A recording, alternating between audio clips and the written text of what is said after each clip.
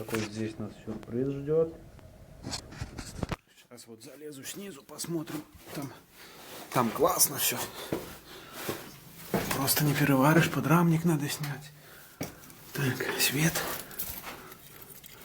Вот как здесь. Здесь крепится подрамник. Со второй стороны лучше. То есть сам подрамник устал. Тоже, наверное, надо подварить. С той стороны вроде бы ничего.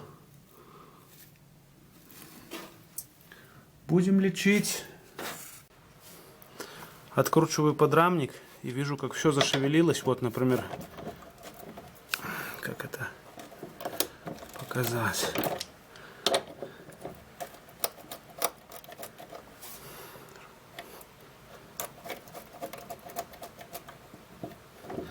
В общем, все это там шевелится.